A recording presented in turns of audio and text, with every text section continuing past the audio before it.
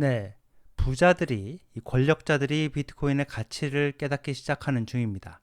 이렇게 되면요, 어느 순간, 순식간에 가격은 폭등합니다.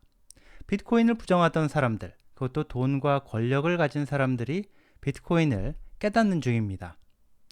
그리고요, 트럼프가 바이든이 아니라 민주당이 새로운 후보와 붙을 가능성 커지고 있습니다.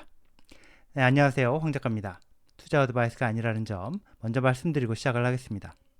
네, 비트코인을 부정했던 부자들, 그리고 권력자들, 비트코인의 가치를 깨닫기 시작을 했습니다. 돈 있고 권력 있는 사람들이 손대기 시작을 하면, 그러면서 비트코인에 점점 더 빠지기 시작하면 새로운 변화가 일어납니다. 먼저 미국의 프로농구 NBA 댈러스 매버릭스 구단주이자 억만장자 기업가이자 투자자 마크 큐번 얘기입니다. 마크 큐번 이 사람이 트위터에다가 글을 올렸는데 실리콘밸리 이 투자자, 사업가 이런 사람들이 최근에 트럼프 지지 선언을 하고 돈을 지원하고 이러는 거 이게 다 비트코인 때문이라는 내용인데요. 일단 트럼프가 당선이 되면 암호화폐 규제와 관련해서 바이든 정부에서 저승사자 역할을 해온 SEC가 암호화폐 규제를 완화하는 쪽으로 변화될 수밖에 없기 때문에 그래서 트럼프를 지지한다는 거고요. 그리고 이 역사적으로 보면 세율을 낮추고 관세를 강화하면 비트코인 가격이 오르기 때문에 세금을 내리고 관세를 강화하겠다는 트럼프를 지지하는 거다. 이렇게 얘기를 합니다. 근데 사실 여기서부터가 더 중요합니다. 지정학적인 불확실성과 미국 달러의 기축통화 지위 약화. 이게 비트코인 가격 상승에 아주 좋은 여건이 된다는 얘기를 하는데요. 그러면서 비트코인 가격은 당신이 생각하는 것보다 훨씬 더 올라갈 거라고 얘기를 합니다. 비트코인 시장은 이 시장 자체가 전 세계고 공급량은 2100만 개로 한정돼 있다 이런 얘기도 하고요. 달러 가치의 하락으로 비트코인이 전 세계적으로 안전한 피난처가 될 경우에 어떤 일이 일어날지 명심하라고 말을 하는데요. 비트코인은 이 비트코인 맥시멀리스트들이 구상하는 것과 정확히 일치하는 글로벌 통화가 될 거다 이런 식으로 얘기를 합니다. 불과 5년 전에요. 마크 큐번이 무슨 얘기를 했었냐면 이 사람은 비트코인은 내재 가치가 없고 범죄에나 사용되는 거고 가치가 없기 때문에 누군가 계속해서 돈을 넣는 사람이 있어야 산다는 사람이 있어야 가격이 유지되고 오르는 폰지 사기 같은 거라고 비난을 했었습니다. 그러던 사람이요. 비트코인은 맥시멀리스트들이 말하는 것처럼 글로벌 통화가 될 거고 이 달러 가치, 자국 통화 가치가 계속해서 약화되는 상황에서 세계적으로 안전한 피난처, 자산 가치를 보존하는 피난처가 될 거라는 말을 하고 있습니다. 정말 엄청난 변화입니다. 그리고 비트코인에 대해 부정적으로 비판을 하고 비난을 해온 대표적인 사람 또 누가 있나요? 제이미 다이먼 이 사람이죠. JP 모건. JP 모건이 블랙록의 비트코인 현물 ETF 사업의 중개자로 참여를 해서 블랙록한테 현금을 주고 이 비트코인 현물 ETF 주식을 사서 최종 고객한테 건네주고 또 고객한테 ETF 주식을 받아서 그걸 블랙록한테 건네고 현금 받아서 또 주는 그런 사업을 하고 있는데 그러면서 수수료를 받죠. 근데 제이미 다이먼이 비트코인에 대해서 그러는 와중에 이제 사람들의 비트코인 살 권리 인정한다 이런 식으로 살짝 말을 바꿨었죠. 트럼프가 당선될 경우에 재무부 장관 후보 중 한 명으로 검토한다는 제이미 다이먼. 이 사람이 최근에 비트코인 암호화폐에 대해서 입장을 더 바꾼 걸로 이렇게 알려져 있습니다.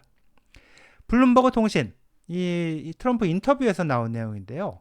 대통령 후보 TV 토론 이틀 전이었던 6월 25일에 블룸버그가 이 트럼프를 인터뷰한 내용인데 거기에 제이미 다이먼 파트가 제이미 다이먼과 관련된 부분이 들어 있습니다. 트럼프가 한 말이요. 자기가 기업 CEO들하고 만남을 가졌는데 제이미 다이먼도 거기 자리에 있었다. 자기는 제이미 다이먼에 대해서 상당한 존경심을 갖고 있다 이렇게 얘기를 하는데요. 미래의 장관 후보, 재무부 장관 후보냐 이렇게 물어보니까 당연히 고려 대상이다 이렇게 얘기를 합니다. 근데 암호화폐 관련 질문이 나오거든요. 과거에 당신이 암호화폐와 관련해서 부정적으로 비판을 했었는데 지금 바뀐 것 같다. 마음 바뀐 이유가 뭐냐? 이렇게 기자가 물으니까 트럼프가 하는 말이 우리가 미국이 안 하면 다른 나라 아마도 분명히 중국이 할 거다. 중국은 이 암호화폐 비트코인은 진심이다. 이런 식으로 얘기를 합니다. 그러면서요, 6월 6일에 이 열렸었던 샌프란시스코 정치 자금 모금 행사에 이 트럼프가 갔는데, 그때 자기가 가서 많은 사람들을 만났는데 암호화폐는 산업이 되고 있다 이렇게 말을 하면서 이게 국가에 도움이 되는 산업이라고 얘기를 합니다. 미국이 좋은 토대를 갖고 있고, 그리고 이 암호화폐 산업은 이제 갓난아기 단계고 다른 나라가 이 영역을 가져갈 수 없게 해야 된다 이렇게 얘기를 하면서 자기가 암호화폐 분야의 최고의 인물들을 알게 됐는데, 자, 그 얘기를 하다가 이 제이미 다이먼한테도 한번 물어보라고 기자한테 얘기를 하는데요. 제이미 다이먼은 익히 알다시피, 당신, 나한테 질문하는 기자 당신이 알다시피 비트코인 암호화폐 굉장히 부정적이었는데 갑자기 어조를 좀 바꿨더라 이렇게 말을 합니다. 제이미 다이먼이 뭐 비트코이너가 됐다 뭐 이렇게 얘기를 한 건 아니지만 태도가 과거에 부정적이었던 것과 분명히 달라졌다는 얘기를 한 거죠. 자, 엊그제 블랙록의 회장 레리 핑크가 CNBC 방송에 나와서 나는 비트코인 신봉자다 이렇게 얘기를 했는데요. 이전 방송에서 뭐 전해드리기도 했지만 하는 말 들어보면 레리 핑크 완전히 뭐 비트코이너 다 된 걸로 보입니다. 레리 핑크도 몇 년 전까지 비트코인 욕했던 인물인데요. 자, 이제는 과거의 내 생각이 틀렸다 이렇게 고백할 정도가 됐고요. 돈 많은 이 부자들, 돈을 움직이는 뭐 금융 권력을 가진 사람들, 자, 이런 사람들이 그 중에서도 특히나 거물들이 지금 하나 둘 계속해서 비트코인의 가치를 깨닫고 빠지는 중입니다. 뭐 원치 않아도 어쩔 수 없이 빨려 들어가고 있다고도 볼 수 있겠습니다. 비트코인 현물 ETF에 뭐 돈 밀려 들어오는 이런 거대한 변화가 일어나고 있고, 자, 이런 큰 거대한 변화에 적응해야 성공한다는 걸 알아차린 그런 인물들이, 거물들이 늘어나고 있는 겁니다. 네, 비트코인 현물 ETF 얘기 나온 김에요. 이 말 나온 김에 중요한 날짜 하나 짚고 가겠습니다. 자, 미국에서 2분기, 자, 2분기가 6월 말로 끝이 났기 때문에 1억 달러 이상 큰 돈 굴리는 기관들은 45일 이내에 다음 달 14일까지, 8월 14일까지 13F라는 분기별 보고를 해야 됩니다. 자, 비트코인 현물 ETF에 기관 자금이 얼마나 들어왔는지, 자, 그리고 또 어떤 기관들, 우리가 알면 놀랄만한 기관들이 어디가 들어왔는지 이걸 확인할 기회가 될 겁니다. 자, 지금부터 다음 달 14일까지 한 달 정도 사이에 깜짝 놀랄 만한 기관이 비트코인 현물 ETF에 혹은 뭐 비트코인 현물에 투자를 했다는 사실이 뭐 밝혀질지도 모르겠습니다. 자, 바이든의 대선 후보 사퇴 가능성 점점 더 커지고 있습니다. 네, 사퇴라는 게 사퇴한다고 해서 그러니까 사퇴할 거라고 해서 이게 확정되는 게 아니죠. 사퇴한다고 선언을 해야 확정이 되는 거라서 여전히 확실한 건 아닙니다만, 네, 오바마 그룹을 중심으로 바이든 사퇴 압박이 계속해서 커지고 있는 상황입니다.